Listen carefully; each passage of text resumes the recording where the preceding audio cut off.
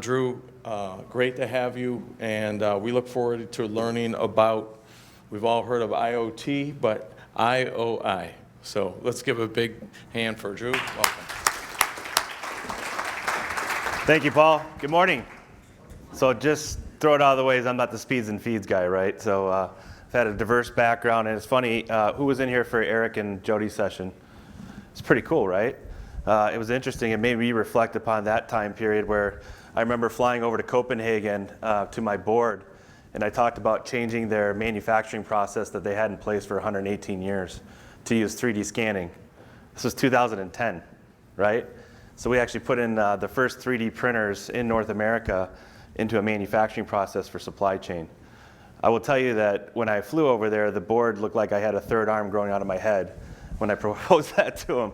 But we passed it, and we actually made our customer experience a lot better. Our turn times on that was normally 14 to 17 days, and we got it down to 3 days.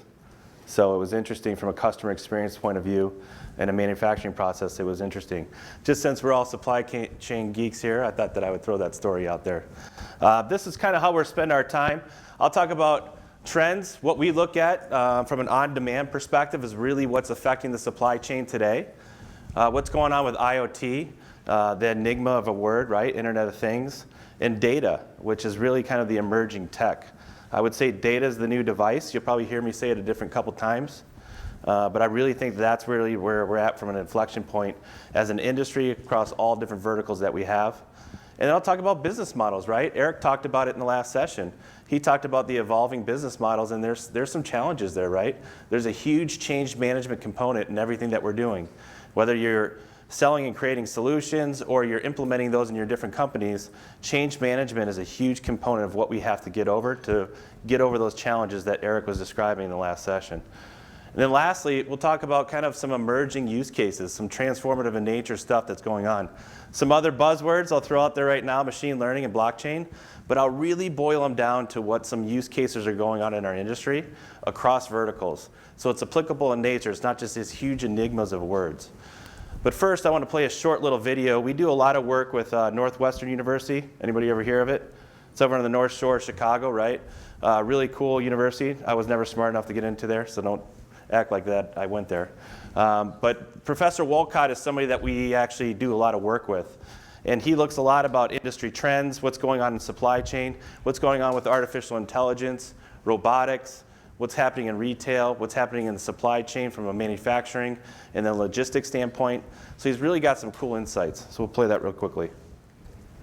Everyone today is paying attention to a range of technologies, whether that's artificial intelligence or Internet of Things, perhaps distributed energy generation such as rooftop solar or 3D printing. What few people have noticed, though, is that all of these technologies drive one common underlying dynamic in the economy, and that is they push the production and provision of products and services ever closer to the moment at which they might be demanded. So I call this dynamic of moving production and provision of value, because it's not really about the products and services per se, but the value that people can gain from them, pushing that closer and closer to the moment of demand. We call this proximity. For the past 2 years or more, Amazon's been doing something they call anticipatory shipping.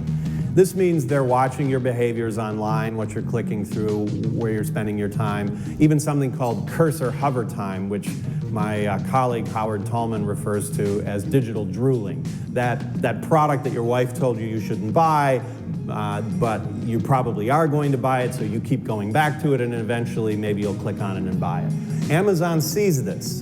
They note that you, not demand in general, but you, an individual consumer, are likely to buy this in the near future, and so they send it to the distribution center closest to your home.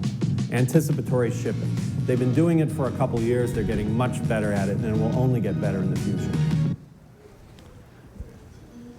Yeah, it's interesting what Amazon's doing with the anticipatory shipping. I mean, this past Amazon Prime Day, anybody Prime member? Raise your hand. Yeah, I like technologists. We all are, right? It's funny, I was in a room last week, and only like half the hands showed up, and then the other half were honest, right, when they finally did it. What's interesting is, anybody know what the revenue they did this year? Take a guess. What was that? 1 billion? 100 billion? Holy smokes. A little bit lower. $4.2 billion. They did 100 million different products, though, so you were close on that one. 100 million products, and what was interesting is they opened it up outside of North America, so they did it in 17 different countries. The other thing that they did is they moved from a 30-hour period of time to 36. But what's interesting is that they had to meet that SLA, right? So they had to hit the Prime Day SLA. I live in Chicago, and I know many others do too here. But being in a major city, they actually had a lot of same-day stuff. So we actually ordered 34 different products, and we got 32 of them on the same day, and all within 4 hours. Pretty interesting, right? But it goes back to the anticipatory shipping. So they actually did 71% of their shipments this year were anticipatory shipping. Think about that. Think about the logistics and the execution behind that. But also, that actually creates a bar, right? For all of us from a logistics standpoint, manufacturing standpoint, that we all have to meet, because we have to bring those products and services ever closer to the point of demand. And that's really across all different verticals. So whether you're in retail, manufacturing, transportation, logistics, and even in healthcare, is becoming more of an on-demand economy. So we have to be very, very thoughtful on how we implement these different solutions to keep up with those different demands. And what's interesting is I got 2 boys.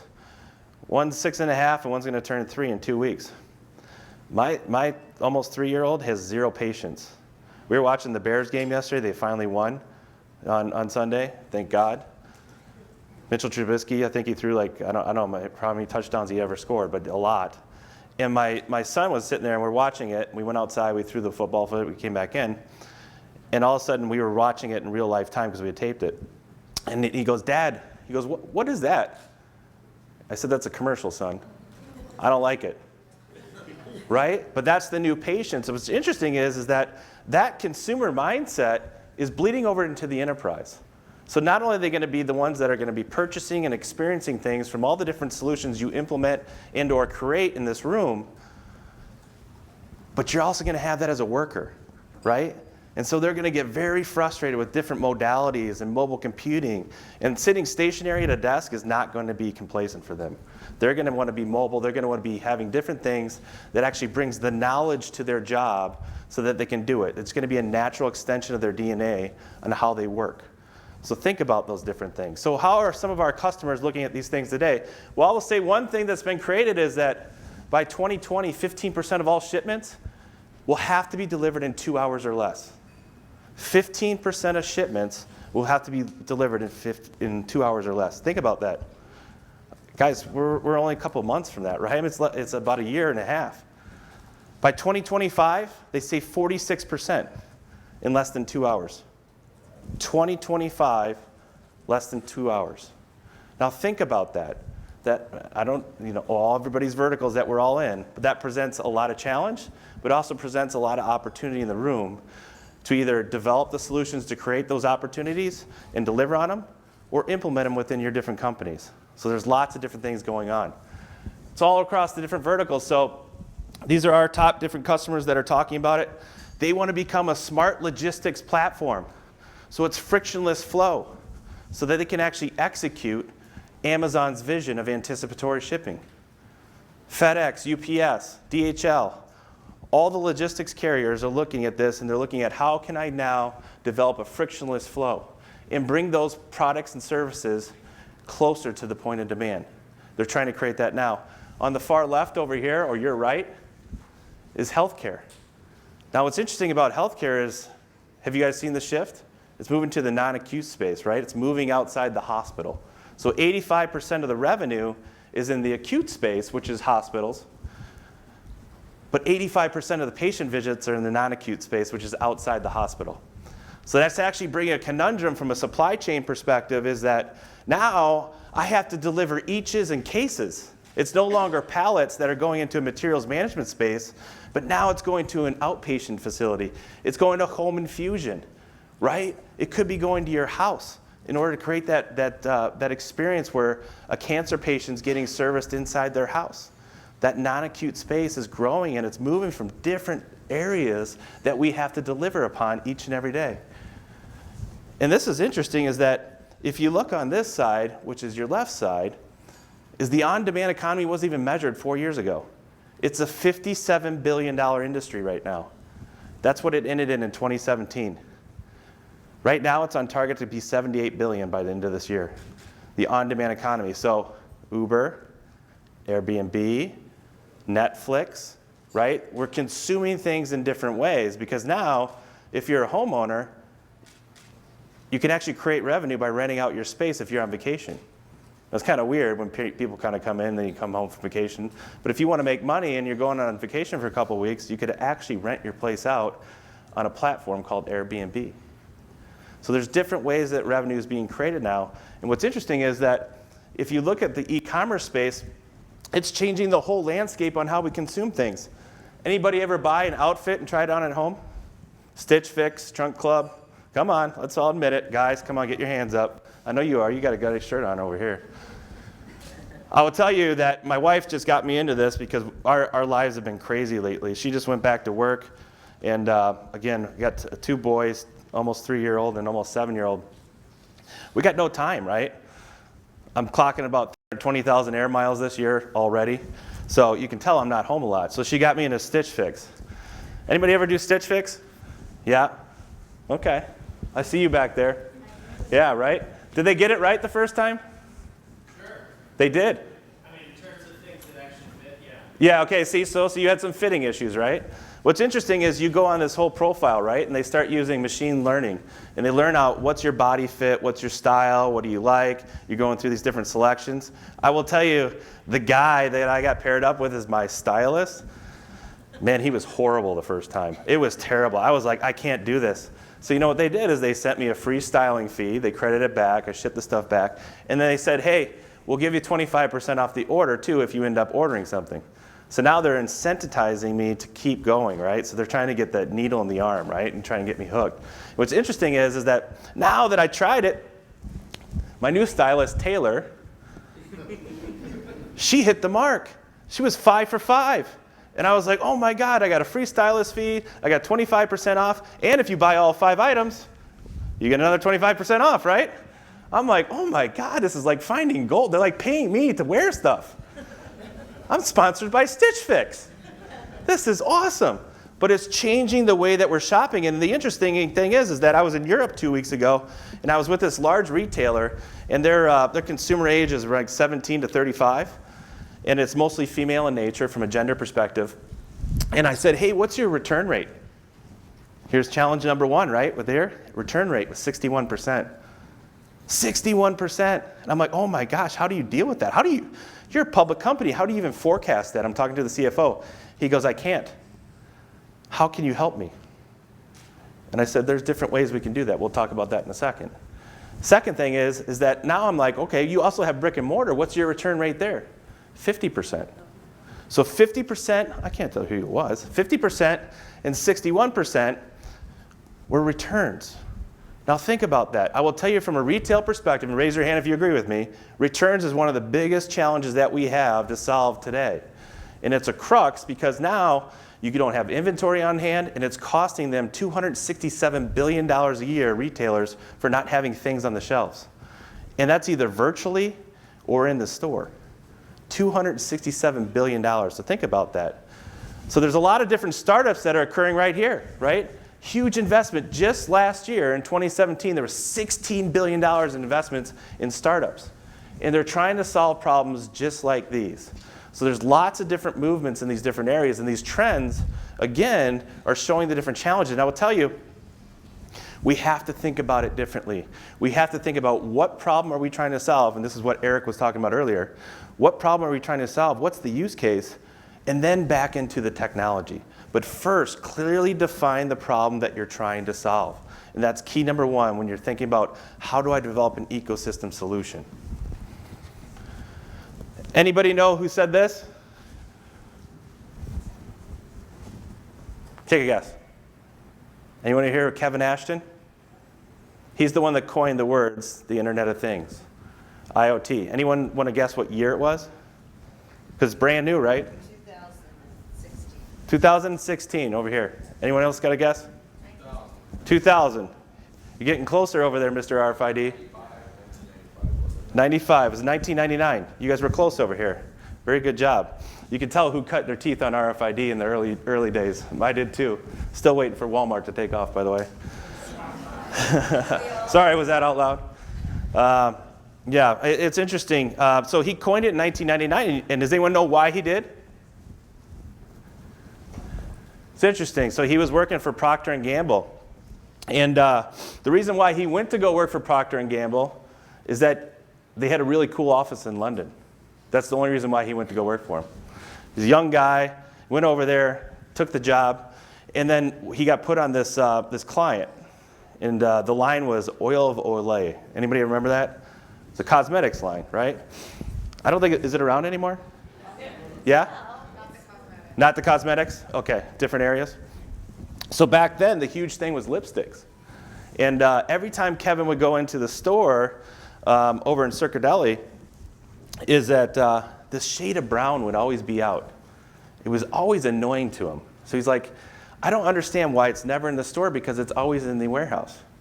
Sound familiar, right? Inventory visibility. So then all of a sudden he's at the pub, and Kevin's normally there. By the way, Kevin and I go way back. We can go back to my RFIDs at R.R. Donnelly in the early 2000s. We were working on a United Airlines deal, so just so you know, it's not creepy that I know all this stuff about him. And all of a sudden he pulls it out, and he's got this loyalty card, and they had this weird little chip in there, RFID chip, right? Because they're tracking you in the store. And he's like, man, why don't I just take that chip and put it on the lipstick? And now I've got a digital record, and I can now track that. So when it comes out and moves out of the store, I can replenish it. Sound familiar?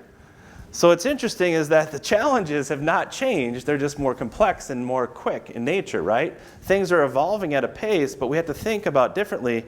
But most of the times, it's the same technology that we're using. We just have to think about it from an ecosystem approach. So it's thinking about it differently, and that's what Kevin was talking about. Because this is usually what people think about from an IoT perspective. I know some people, we were having dinner last night, and some of the guys were like, oh, Mr. Refrigerator's here, you know, from an IoT perspective. But this is really what it is. And 21 billion devices by 2020 is a big number.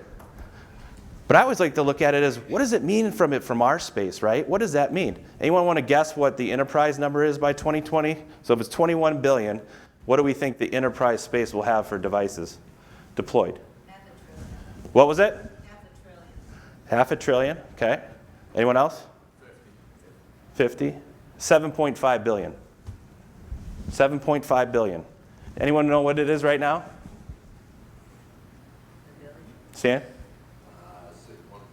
3.1. 3.1. So again, two things, right? Packages delivered in less than 2 hours, 15%. 7.5 billion devices in 2020. There's a lot of stuff that's going to go on in the next couple months, right? Think about that, 3.1 to 7.5. And to me, my background, what do I look at that as? Each one of these is a sensor, right? You know, put the logo aside, it doesn't matter, it's a sensor. So now, what can I do with all these different sensors to solve some of those problems, right? Because now we're going to move from 3.1 billion to 7.5 billion.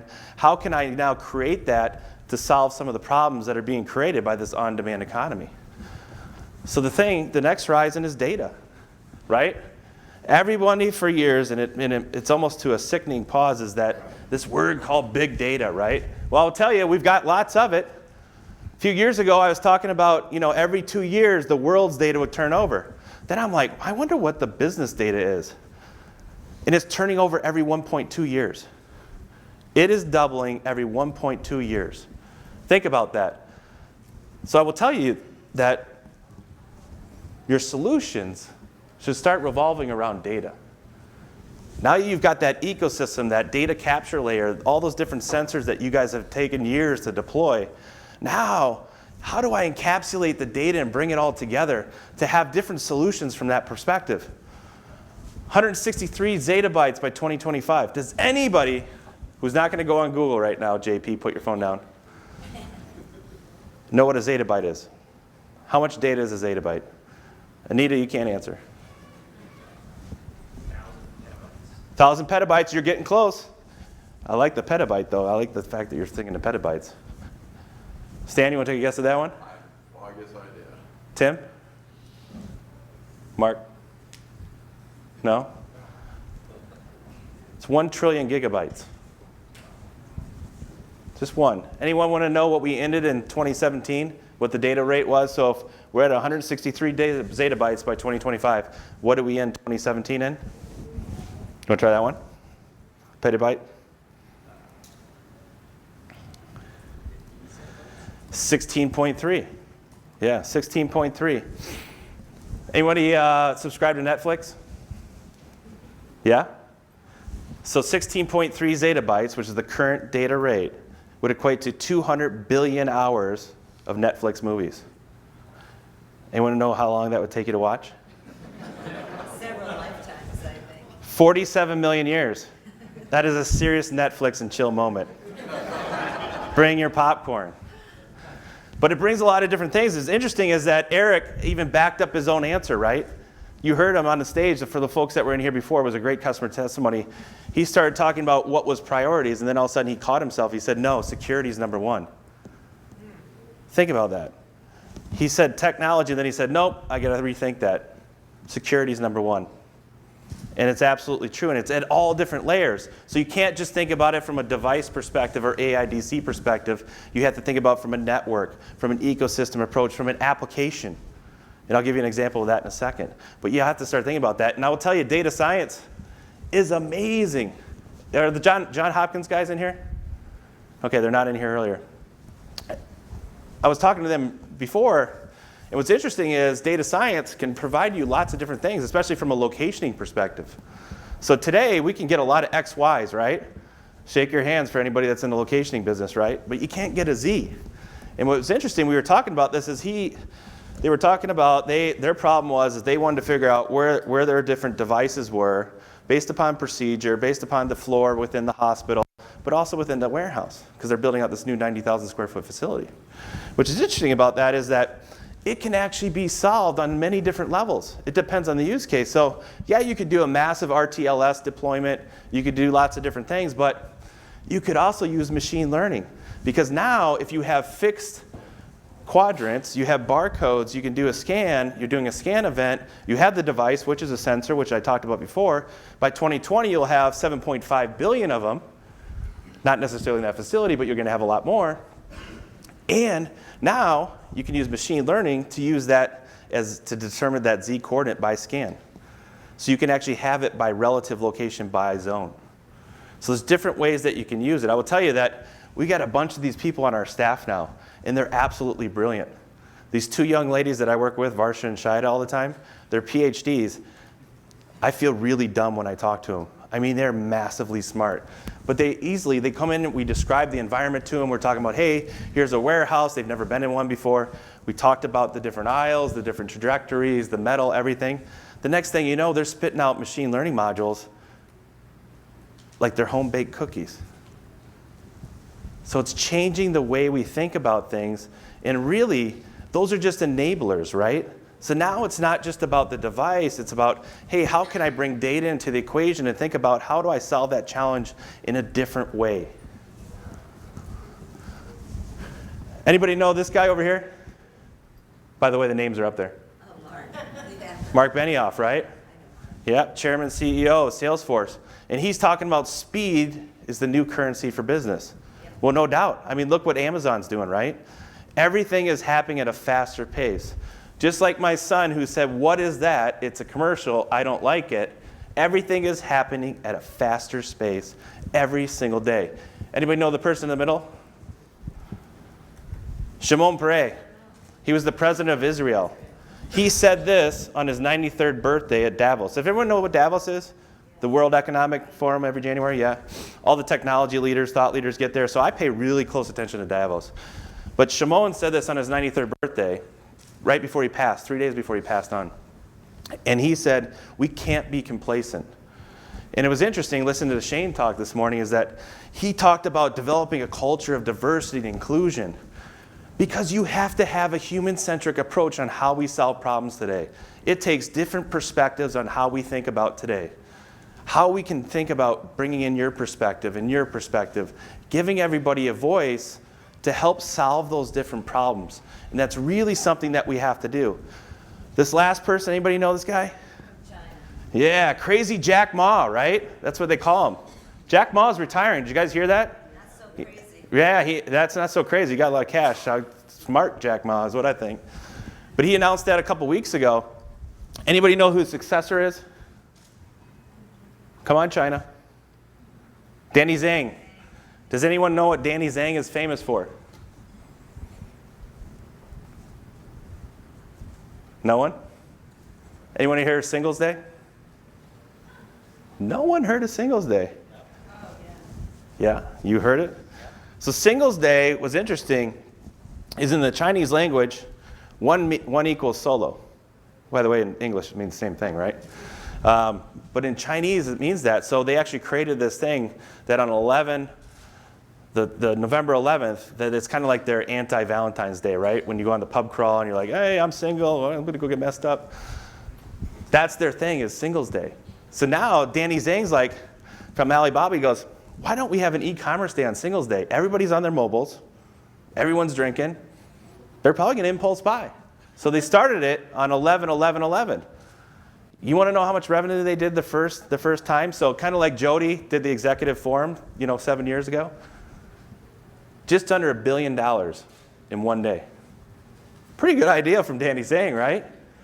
Does anyone want to know what they did in 2017, revenue-wise? Take a guess. Petabyte. What was that? 100, Woo! That's a big number. What's that? 50. 50?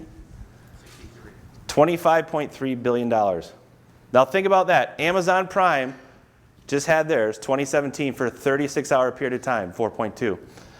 $25.3 billion in 24. Anyone want to know how long it took them to get to $1 billion? A second. 2 minutes. In 30 minutes, they did $7 billion. Now, like I've said, every trend brings a challenge and an opportunity to solve stuff. Anyone want to know what Singles Day looked like? That's their logistics. Take a good look at it. Let that sink in a little bit. Anybody want to fly over to China and do a sales call? Lots of opportunity over there, Shane. Might want to think about an acquisition. Just saying. No, but this is interesting, is that, I showed this slide to some customers last week that are in the logistic business, and they couldn't believe it, right? UPS, FedEx, and they're just like, oh my gosh, I feel good about what I'm doing, right? Because they're doing really good things, and they think they're behind. I showed them this, and they're like, oh, I'm feeling pretty good for a second, right? It's interesting. So business models are shifting. Eric talked about it. Shane talked about it, right? Barcoding continues to make investments in the right area, and they're always thinking about their customer. They're putting those thoughts first. They're thinking about, how do I do that? Well, these folks are doing the same thing. So going back to my security comment earlier, anybody see the big hack that happened? Anybody on this social media thing called Facebook? Yeah. 50 million users, right? Right? And what's interesting is they got in through a piece of code that was vulnerable, as view as. So it was a selection on your profile.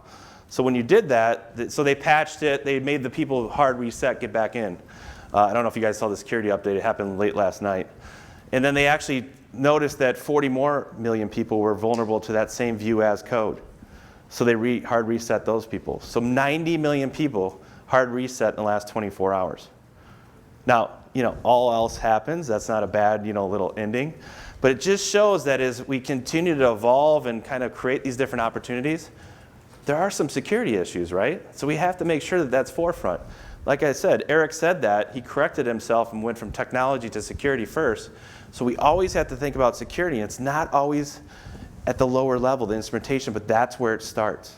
Making sure that you have the right security when you're developing that foundation of AIDC and data capture right away, so that you can extend the ecosystem from a security perspective. So thinking about what that is. Uber, anybody ever take Uber? What's interesting about Uber is that they're creating this mindset, right? Now, this was another thing we talked about last week, is that it was so much easier 10 years ago when you could plan all your different logistics. But now when you're doing $25.3 or $4.3 billion in a 24 or 36-hour period, It's hard to plan for that, right? It's not like you can always scale up all these different resources and then next day it's like, all right, see you, go home. We don't have anything else for you until, holiday time. But you have to think about it differently. So I was interesting. I was at the IoT World Forum in Dubai, and this is 2,300 technologists, just like everybody raised their hand for Amazon Prime. Everyone's super geeky. I'm a geek, by the way. And I'm there. It's the last day, and I'm like, oh man, I can't wait to get home. My son had just been born, in October, so he's about a month and a half old. And I'm like, I can't wait to get home. I'm like, oh my God. I had a realization. I'm like, everyone's really super geeky here and technology driven. I'm like, I gotta schedule an Uber. And this is back when you couldn't schedule an Uber. This is on demand, right? They didn't have the choice for the time watch on the side. So all of a sudden I pulled up Uber and I'm like, okay. I'm like, let's dial it up. Then I'm like, interesting. You can get a Christmas tree delivered. This is December 12th, by the way. I'm like, okay, don't need that, right? We'll probably have that at home already. Look right, I'm like, Uber Chopper.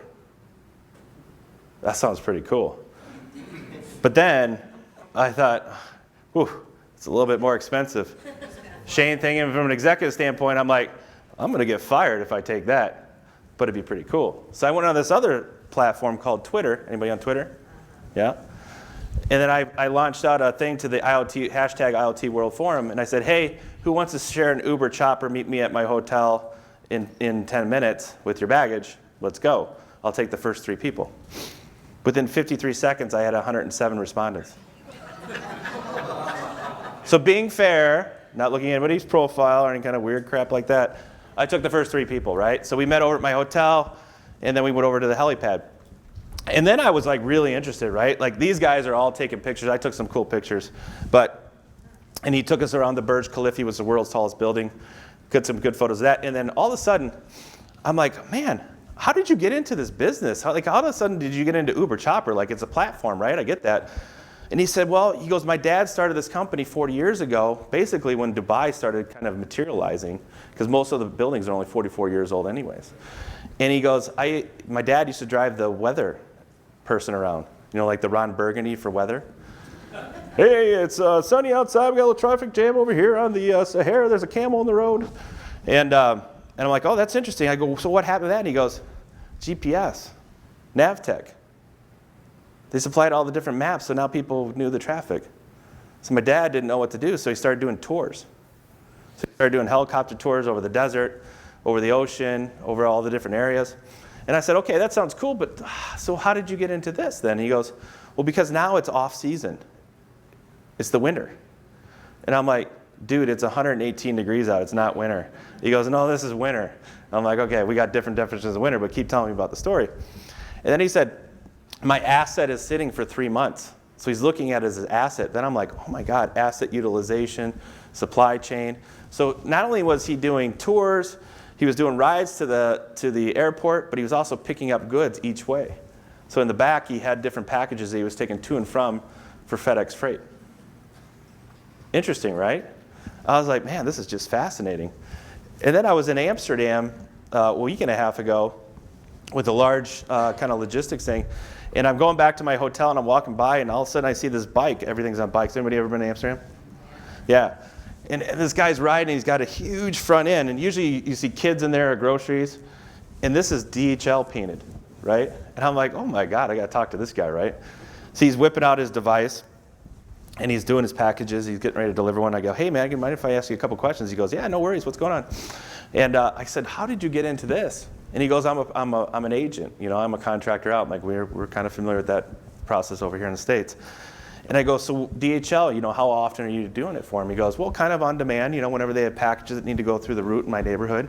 I just strap on the box that I have nimbly for my kids where they sit up there. I change it out, and I put the DHL logo on that they gave me, and I get the DHL device, and I go deliver.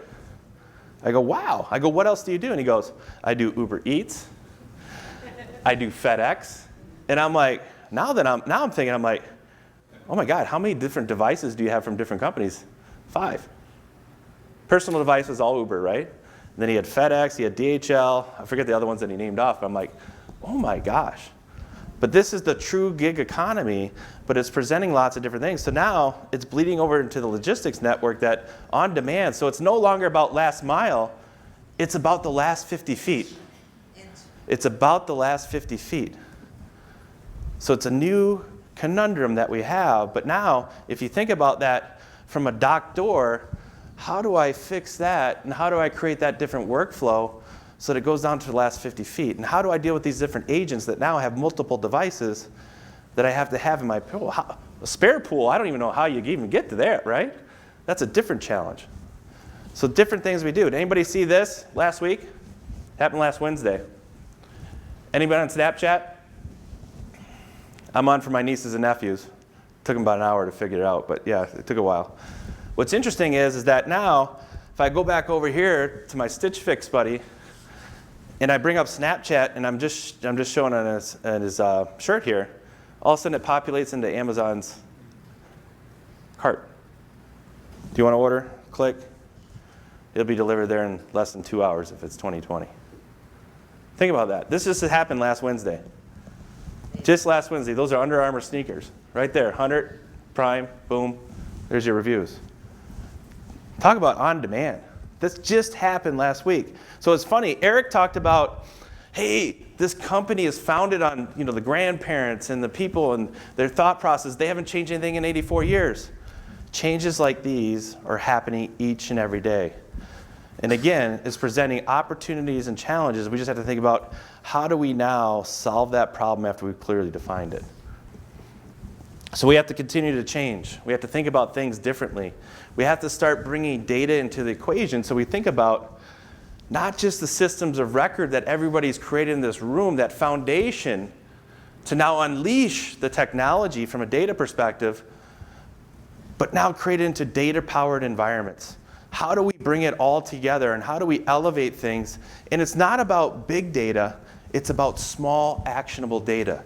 Bringing it down to the workflow from that perspective so that I know that if I'm a warehouse worker, I want to be the most efficient and productive that I can be for my warehouse manager.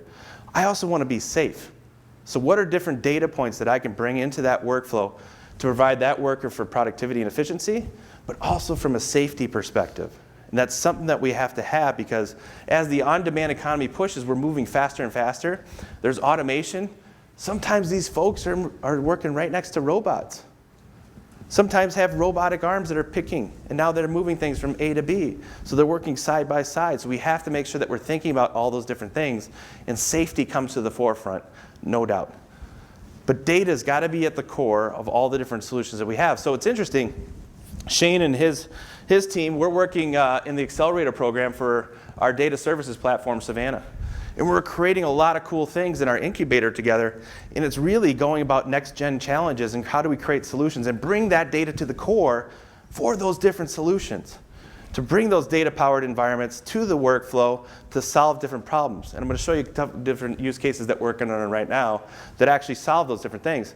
First one right here, food safety. Anybody focused on that? Anybody ever got sick? Yeah, I'll tell you an interesting story. I was going to Hilton Head with my 2 kids. Again, one's going to be 3 in 2 weeks. The other one's going to be 7 in January.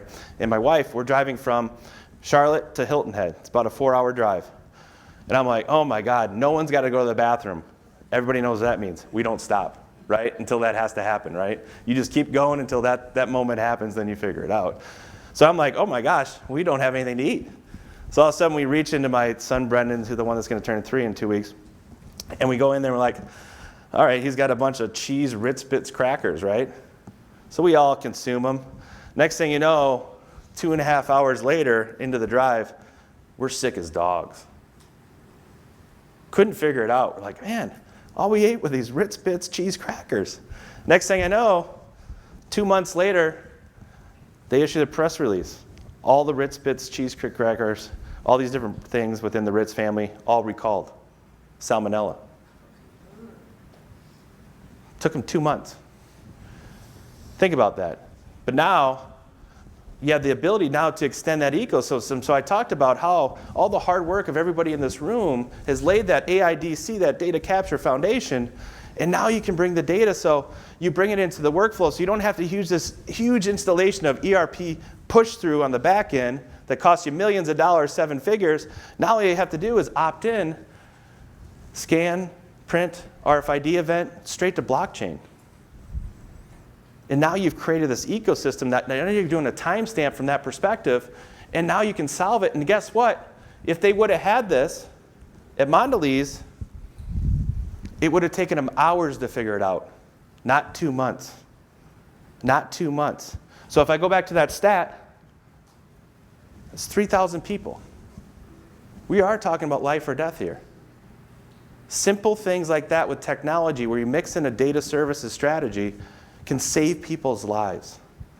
This is serious business. 48 million people a year get sick. Sick.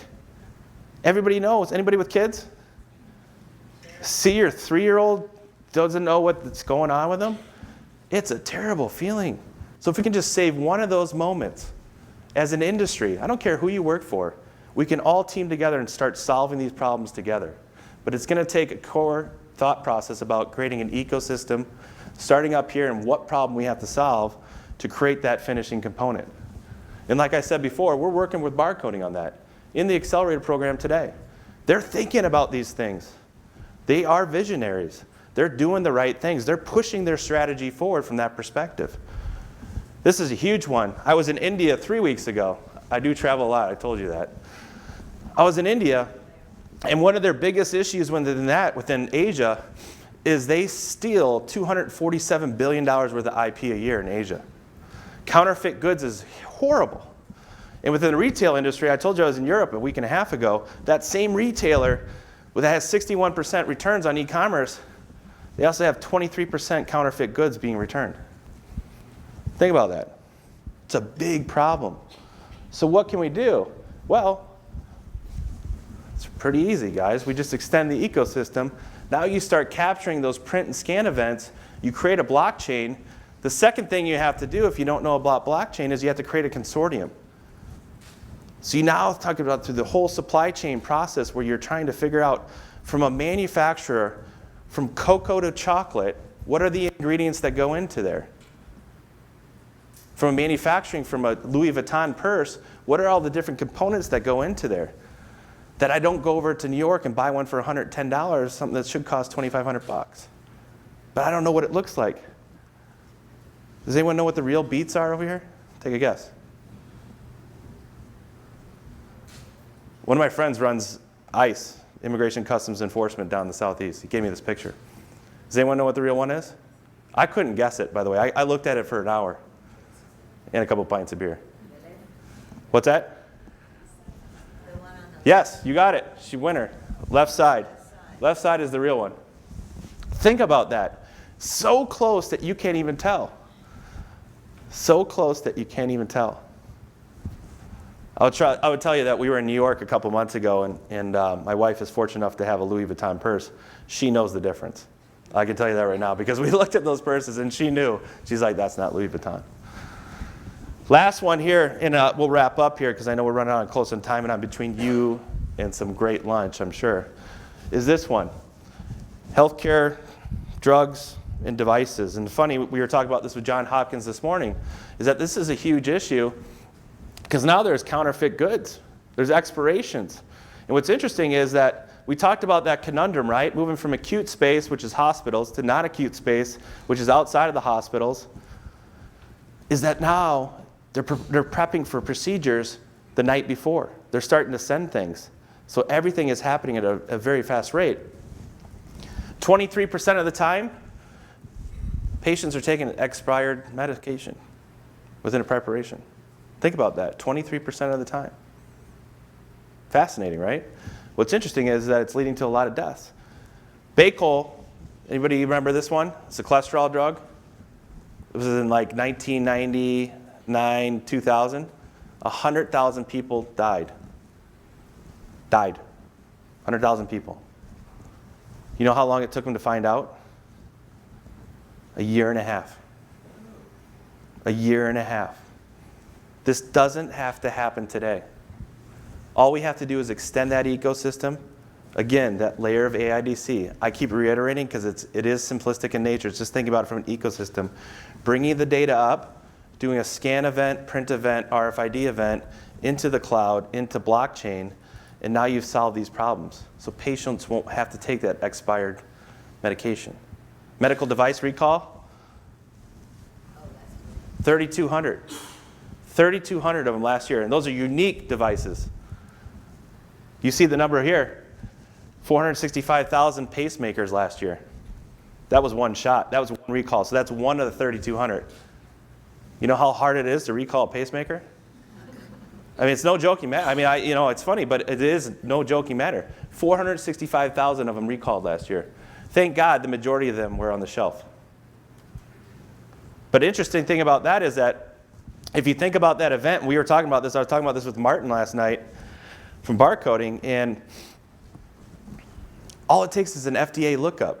So if you do a scan event, if they're just doing normal inventory, whether it's RFID, whether it's a scanner, however they do it in the warehouse, if they're just taking inventory, now, because if you have it on the blockchain and you have a machine learning module on it, now it can send a notification to you, not even having known what a pacemaker is or anything, just say, hey, there's a recall notice on that, get it off the shelf. Because it does an FDA lookup right away. So you've got blockchain over here, you got FDA lookup here, you got GS1 lookup over here, and now you're doing a data composite mash lookup, and now you delivered a ton of value, and guess what? You've probably saved some lives. So pretty cool stuff, so transformative stuff. So it's just thinking about different ways on how we solve problems and different challenges, and that's what's going on. So if you think about that, we're really just thinking about different ways to do things. And everybody in this room owns this.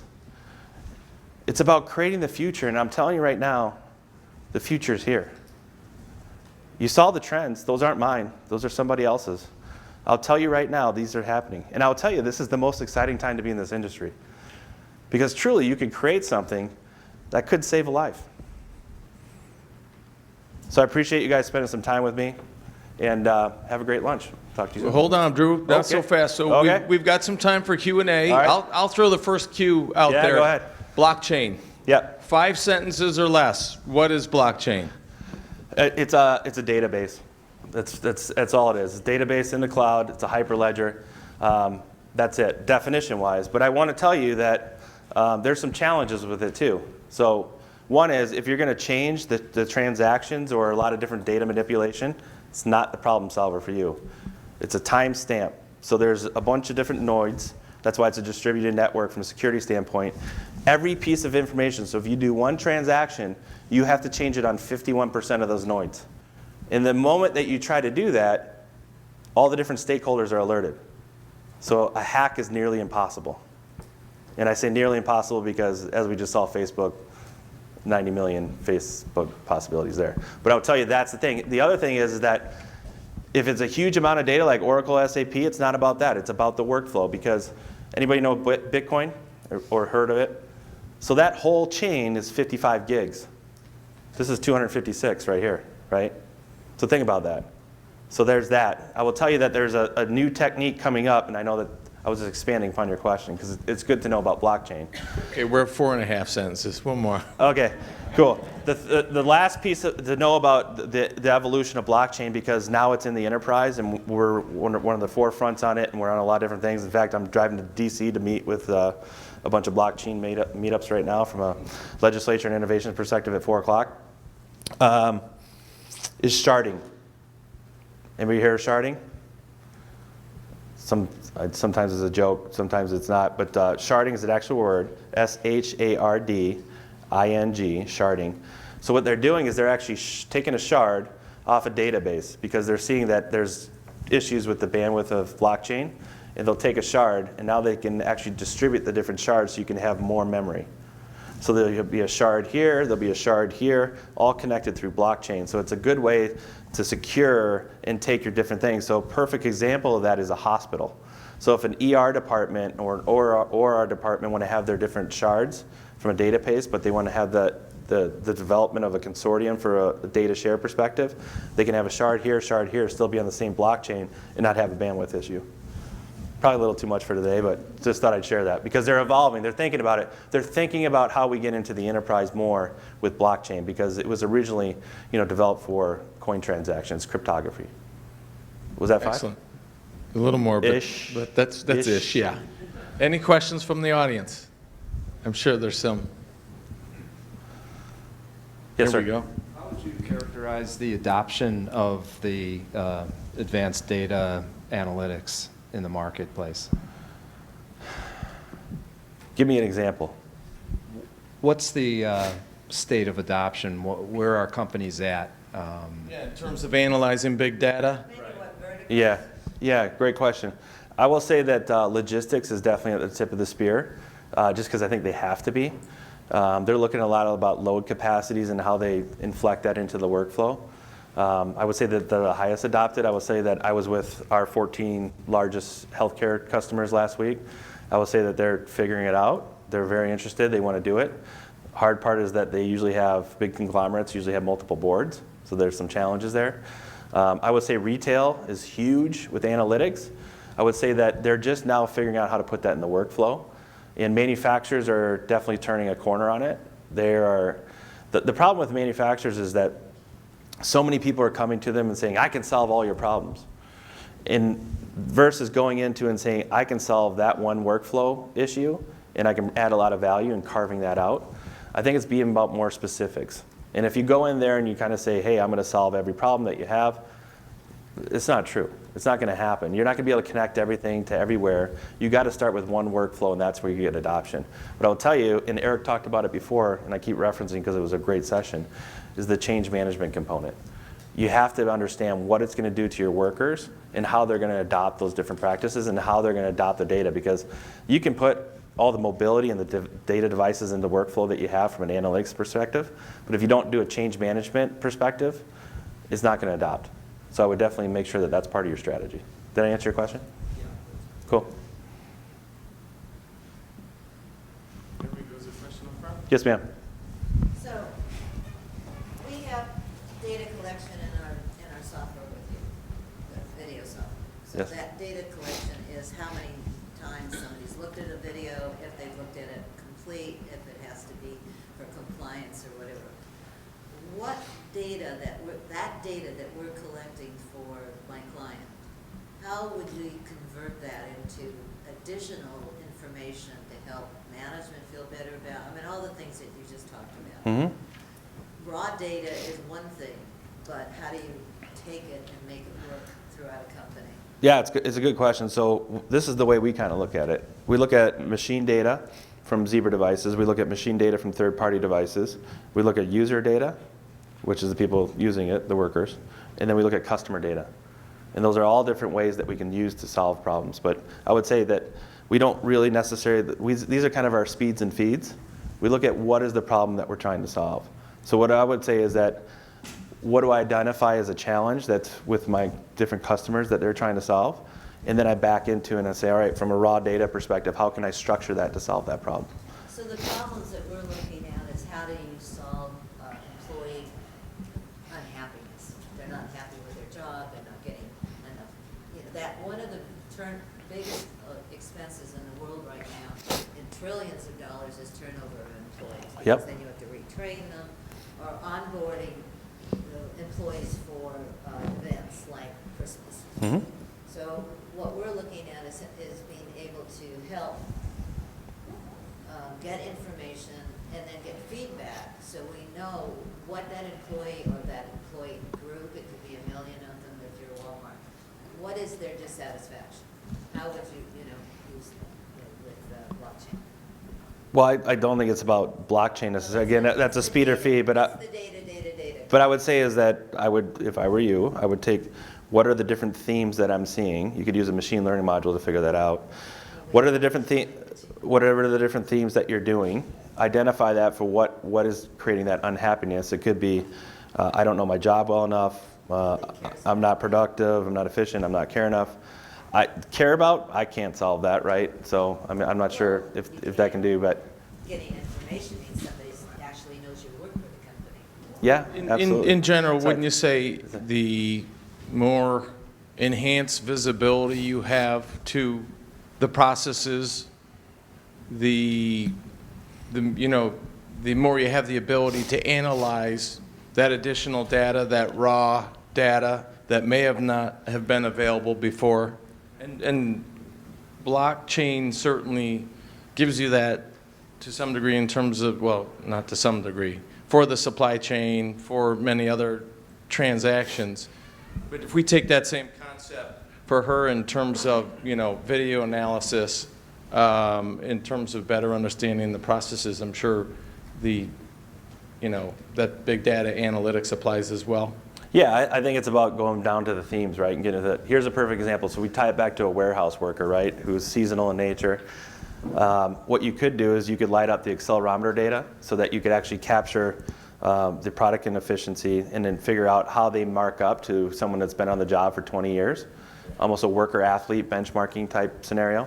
The second thing that you could do from there is that there are times, believe it or not, and I'm sure most of you guys, where a warehouse worker will actually throw their device out of disgust, which happens a lot. So you can actually do that. In fact, we've already developed the modules from a machine learning perspective where if I threw the device, I can tell the difference between a fall event and an abuse event. And if the abuse event, it could be I'm mad, I'm distempered, I'm unhappy, all those different things from one point of data. So you can figure that out. Those different notifications could go to the warehouse manager, where then they could say, hey, Paul, is there something I can help you with? I know you've only been here for a couple days. How can I help you be better at your job? Yeah. So one last question. Yes, sir. go. So you talked about production and provisioning moving closer to Point of demand. point of demand and an increase in the percent of 2-hour shipments. Yes. Are you noticing an increased level in finished goods around the world to allow this to happen? I mean, we're going to cut out logistics time, but you still have to have the inventory available to meet this 2 hours when you get there. So are we anticipating an increase in finished good inventory Yeah. around the world to allow this to happen? It's a great question. I think that's the reason why a lot of folks are moving to blockchain, because not only can you take that data from a theft perspective or counterfeit perspective, but you can actually use it from a proactive perspective and start feeding that into downstream in the supply chain, to your point. So I think you'll actually see a movement in where people are assembling things too. There's also this thing called tariffs that have come up lately. I don't know if anyone's been watching the politics, but they're trying to figure out where can I do final assembly for those finished goods that's going to be to the need for the point of demand. So if I've got 46% of my goods are going to go to Laos, I'm just picking a country that's non-specific right now because I don't want to mention the US or China, which I just did. But Laos, if Laos, 46% of my goods are going to be there, where can I now do final assembly closer to that point of demand? So maybe it's in Malaysia. So now that I've just got a small commute from that perspective from supply chain. So I think that you will see that. And I think that blockchain will actually see a timestamp. So all those different componentries that may come from 17 different suppliers are now put into the blockchain. So now you can actually use a machine learning module from an artificial perspective, because now you know exactly how you want to execute that final assembly, and it can send people down the stream. So if there's different manufacturers that are involved there, you can have that whole consortium put together and then alert to the folks that your retail distribution are. So if you got brick and mortars, you got multiple people that are going to be outlining those different goods in different areas, now you can send those messages down the line. But yes, I think absolutely you hit the nail on the head. Answer your question? Drew, thank you very much. Folks, let's show some appreciation and head to lunch. Thank you, Drew. So we've got a break from now until we start back up at 1:30.